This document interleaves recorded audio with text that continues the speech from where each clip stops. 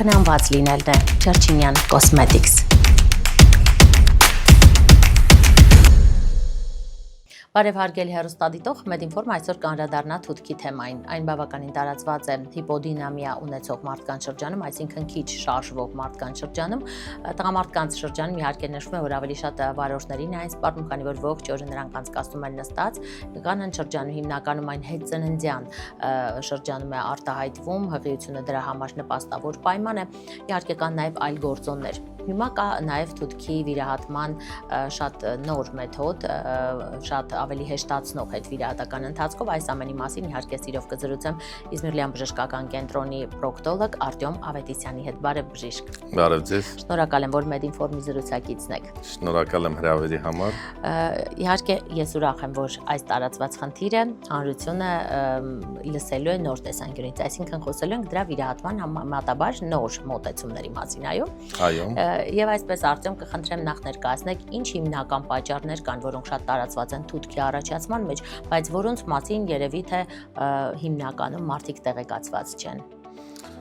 Թութքը ընդհանրապես համարվում է բազմապատճառանի հիվանդություն, այսինքն տարբեր ֆակտորներ կարող են բերել թութքի առաջացմանը, որոնցից հիմնականում դա աղիների գործունեության խանգարումն է, ինչպես նշեցիք, նստակյաց ապրելակերպը, ծննդաբերությունը եւ հետծննդաբերական ընթացքը, հաճախակի փորկապությունները կամ հաճախակի լուծը նույնպես կարող է առաջացնել ծննդակարգի ոչ ճիշտ լինելը, այդ տարբեր պատճառներ բերում են նպաստում են թութքի առաջացմանը։ Հետաքրքիր է կա թութքի վերացման օրինակ դեղորայքային տարբերակ, բուժման տարբերակ եւ ոչ թե վիրահատական, քանի որ շատերը թութք ունենալիս ասես շատ վախենում են հենց վիրահատության, այո, այս գաղափարից, մտքից։ Այո, միանշանակ թութքի բուժումը կախված է իհարկե թութքի զարգացման աստիճանից, այսինքն նոր առաջացած առաջի ստադիայի թութքի պարագայում իհարկե ցուցված է կոնսերվատիվ դեղորայքային բուժում։ Գոյություն ունեն տարբեր տեսակի մոմիկներ, քսուկներ, որոնք ավելի վաղ փուլերում, որոնք ավելի առաջի ստադիայի պարագայում բավական մեծ արդյունավետություն են եւ կանխում են թութքի հետագա զարգացումը։ Բայց իհարկե պետք է նշել, որ թութքը ընդհանրապես համարվում է պրոգրեսիվ հիվանդություն, այսինքն եթե մարդ ունի նույնիսկ առաջի ստադիայի թութք, ցավոք սրտի շանսերը բավական բարձր են, որ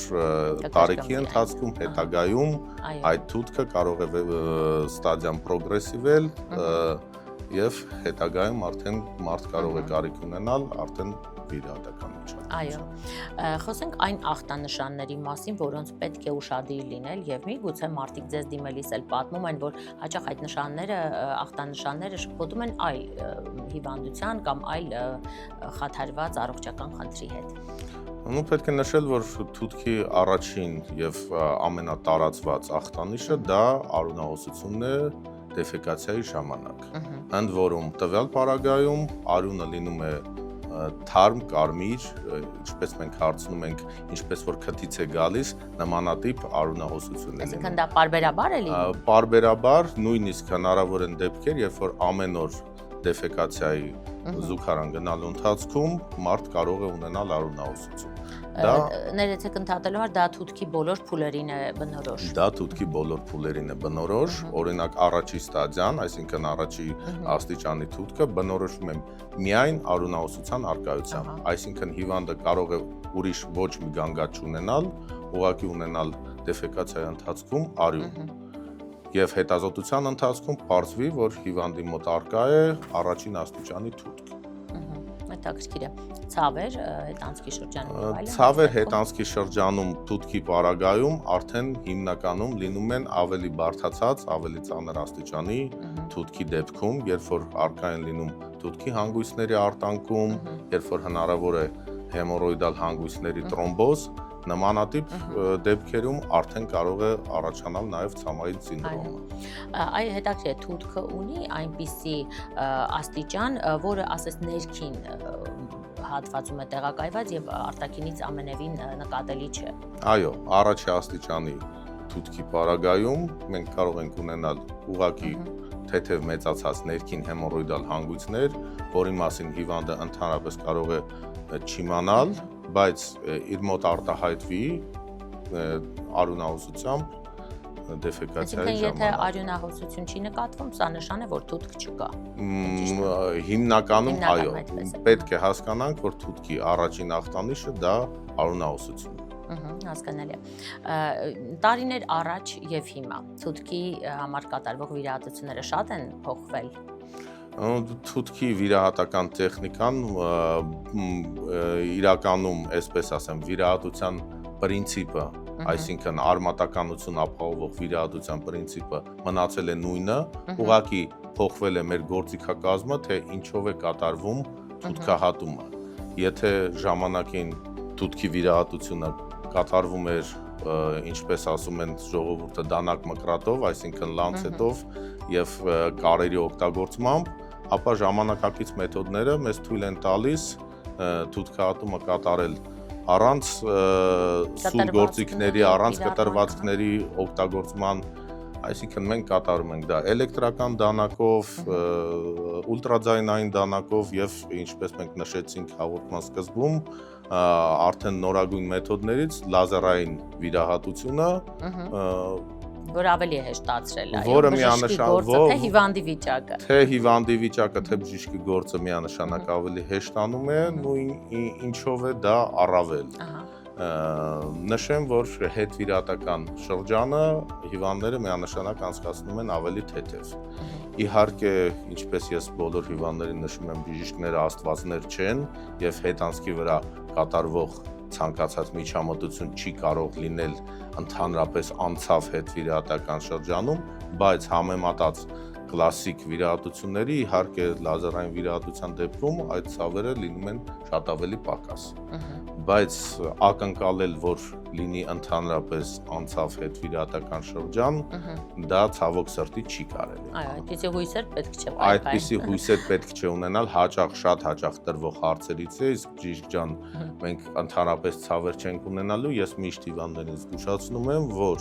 ցավեր որոշակի միանշանակ լինելու է, որպեսզի նման Որքան ժամանակաշրջան են այդ ցավերը լինում հետվիրահատական։ Հիմնական հետվիրահատական շրջանի ցավերի տևողությունը 1-2 շաբաթ։ Բնականաբար ցավերը աստիճանաբար թուլանում են, բայց 1-2 շաբաթ միանշանակ պետք է հիվանդին նախապատրաստել, որ չի կարող, այո, դրա միջով պետք է անցնել։ Շատ դեպքերում հիվանդները լինում են դեպքեր, երբ որ ասում են բժիշկ ջան, բա դուք մեզ չեք զգուշացրել, որ նմանատիպ ցավեր կարող են լինել, ես պարտադիր բոլոր հիվանդների հետ զրույցում նշում եմ, որ հիվանդը հոգեբանորեն պետք է պատրաստ լինի, ելի եմ ասում, մենք աստվածներ չենք, մենք չենք կարող անել այնպես, որ այդ զոնայի կատարված վիրահատությունը լինի ընդհանրապես անցավ, այո։ Բժիշկ, եթե համատենք նախկինի հետ, այն ժամանակ էլ է 1-2 շաբաթ այդ ցավերը տևել, թե ավելի երկար ժամանակահատված։ Այն ժամանակ լավացման ժամանակահատվածը մոտավորապես 1 ամիս 40 օր լինում էր։ Այսինքն մոտավորապես կրկնակի կրճատվել է հետվիրահատական, այսպես ասած, ժամանակաշրջանը։ Իսկ նոր մեթոդը ինչ հնարավորություններ է այլ տալիս, այսինքն վիրահատության տևողությունն էլ է ավելի կրճատվել դրանով։ Միանշանակ, քանի որ նախկինում վիրահատության ընթացքում տեղադրվում են կարեր, որը որ երկարացնում էր ներվիրահատական ժամանակահատվածը, տվյալ պարագայում ոչ մի կարեր չեն օգտագործվում, այսինքն վիրաբույժի աշխատանքը մոտավորապես կրկնակի կամ եռակի աշխատանքի ժամանակը կրճատվում է։ Ես միշտ համեմատում եմ մեր պրոկտոլոգիական վիրահատությունները օրինակի համար տրավմատոլոգիական վիրահատությունների հետ, ինչպես նշում եմ, աղիքը դա աշխատող օրգան է եւ մենք այնպես չենք կարող անել, ինչպես օրինակ կոտրվածքի ժամանակ կարող են կոտրվածքը անշարժացնել, ֆիքսել, օրգանը չաշխատի, որպեսզի ցավ չպատճառի։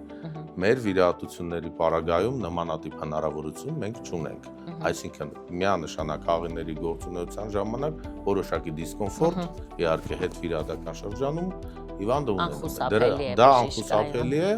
դրան պետք է պատրաստ լինել, ուղղակի ժամանակակից մեթոդները վիրահատության մեզ թույլ են տալիս հնարավորինս մինիմալիզացնել նմանատիպ երևույթներ։ Այո, շնորհակալ եմ բժիշկ, շատ կարևոր ինֆորմացիայի համար, որովհետև իսկապես պետք է տեղյակ լինել բոլոր բժշկական աշխարհի վերջին նորամուծություններին, հրաշալի է, որ թութքի վիրահատության լազերային տարբերակ կա եւ այն ավելի հեշտացրել է եւ բժշկի գործը, ինչպես դուք նշեցիք, եւ հիվանդի հետ վիրահատական ապաքինման գործընթացը այսքանով կրճատվել է։ Ինչ կմաղթեք մեր հեռուստադիտողին։ Մեր հեռուստադիտողին կմաղթեմ իհարկե քաջ առողջություն, հնարավորինս ավելի հազվադեպ հանդիպել բժիշկների, բայց հարկ եղած դեպքում պետք է պարտադիր նշեմ, որ առաջին իսկ գանգատների նշանների դեպքում կոնկրետ թութքի պարագայում հորդորում եմ միանշանակ դիմել բժշկի, քանի որ ինչպես նշեցի հանդիպման սկզբում թութքի վաղ շրջանում մենք կարող ենք խուսափել վիրահատությունից, բացի դրանից պետք է նշեմ, ինչքան որ ավելի շուտ դիմի հիվանդը նույնիսկ վիրահատության համար, ինչքան որ թութքի չափսերը ավելի փոքր լինեն, դա էլ պետք է հաշվի առնել, որ այդ վիրահատական շրջանը նաև ավելի թեթև կանցնի։ Այո, եւ այն ցավերը, որը սարսափեցնում են, դա նույնպես թույլ եւ քիչ օրեր։ Հնարավորինս ժամանակին դիմեք բժշկի եւ եղեք առողջ։ Այո, շնորհակալ եմ բժիշկ հետաքրքիր հարցազրույցի Ես եմ շնորհակալ։ Հարգելիները, շնորհակալ եմ նաև ձեզ ուշադրության համար, դե ինչ թութքի եւ դրա շուրջ կատարվող վիրահատական նորությունների մասին այսօր մեծ ինֆորմացիա զրուցեց Իզմիրլյան բժշկական կենտրոնի պրոկտոլոգ Արտյոմ Ավետիսյանի հետ։ Այսօր այսքանը, հետևեք մեր հաղորդումներին եւ իրազեկ եղեք բժշկական աշխարհի վերջին նորություններին։ Մենք կհանդիպենք։